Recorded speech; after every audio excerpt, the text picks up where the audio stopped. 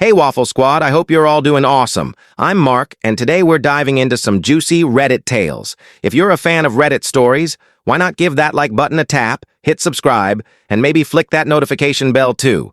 Let's get rolling with today's first story, sending you all tons of love.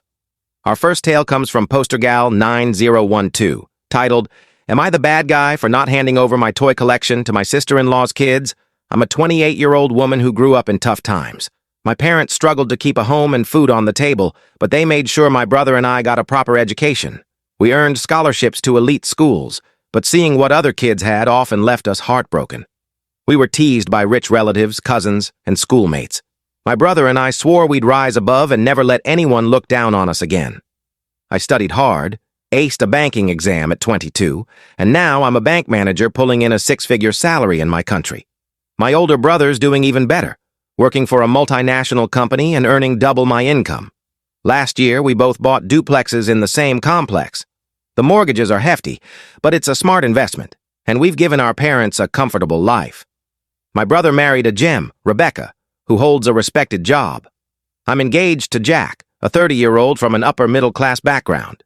We're quite different. He initially thought my toy room was strange for my age. It's packed with my childhood dream items, stuffed animals, Barbie dolls, remote control cars, gaming consoles, even retro TV games like Super Mario. It's my treasure trove. He's since dropped the issue. Jack's older sister, Trisha, 38, and her two kids, 12F and 10M, came over with him. Trisha's always been subtly snide toward me, and I feel she judges my roots, though she's never blunt about it. I showed her around my duplex, and she made snarky comments about my wall art and furniture. I let it slide. When her kids saw my toy room, they wanted to play, and I allowed it. As they were leaving, they asked to take some of my cars, dolls, and retro Super Mario game. I declined. Jack and Trisha said I'm too old for these things and should give them to the kids, who'll soon be family. I held firm. Trisha stormed out with her upset kids who were crying. Jack and I had a massive argument after. Note, we don't live together but spend lots of time at each other's places. He told me to act my age, and I explained that these toys are my childhood dreams, not for sharing, except maybe with my future kids. I said we'd gift his family on special occasions, but my collection is off limits. Now he's icing me out. I didn't mean to make the kids cry, but my parents taught me, even in poverty, not to ask for things at others' homes. Rebecca backs me, but my brother thinks I'm acting like the kids who taunted us growing up, including our cousins. I don't agree. Trisha and her husband are well off. We're meeting today, and I'll share how my childhood shapes why these toys matter. I rarely talk about it, but I hope it'll open Jack's eyes. Am I the bad guy here? For me, it's clear-cut. Your stuff, your call. These items carry deep emotional weight. You let the kids play with them, not take them. That's generous enough. I'd side-eye anyone who demands you give away your things just because you're too old for them. Your brother's claim that you're mimicking those kids doesn't add up. It's your collection, not a flex. My brother's obsessed with Star Wars, with shelves full of figures, helmets, and 3D prints. It's his joy, and I'm thrilled for him. You're living your truth with your toys, and that's what matters. Hold your ground. Blonde says, not the bad guy. You might want to rethink your relationship with your fiancé. I'm 56 with a doll collection, and my husband never mocks it. Jack and Trisha were rude to demand your treasures. Plus, those kids aren't guaranteed family yet, are they? Opie replies, I'm meeting Jack today to share my childhood story. He grew up privileged, so he might not understand.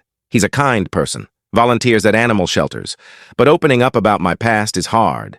It could change our relationship. Darkness says, not the bad guy. Why be with someone who doesn't stand up for you when his family oversteps or value what brings you joy?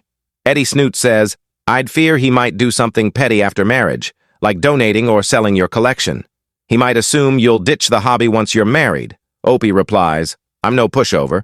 We've been together 2 years, and this is our first major clash. We'll work it out, but if he doesn't understand, I'll walk away. Opie's update. Before our meeting, Jack called emotional and apologized. His mom, Riley, knocked some sense into him. He asked to bring Riley and Trisha, and I agreed.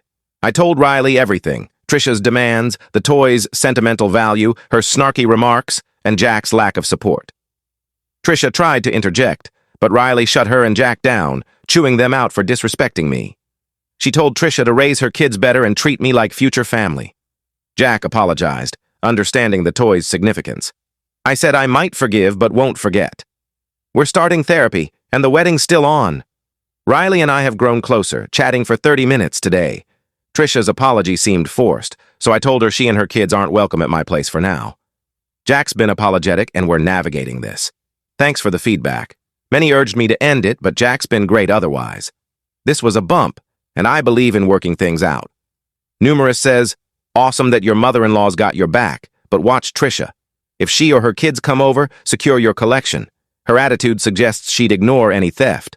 Opie replies, my doors are locked and we're installing cameras. Trisha's not welcome anytime soon. Apprehensive Stakes says, you'll never fully trust Jack again. Leave. They don't deserve you. Opie replies, one mistake won't erase 2 years of him supporting me and my family. He needs to earn my trust back, but I love him and we're trying. Barely. The Grizzly Bear says, I grew up like you and now have tons of toys. Anyone threatening my stuff gets shown the door. Therapy's great, but I'd have trust issues.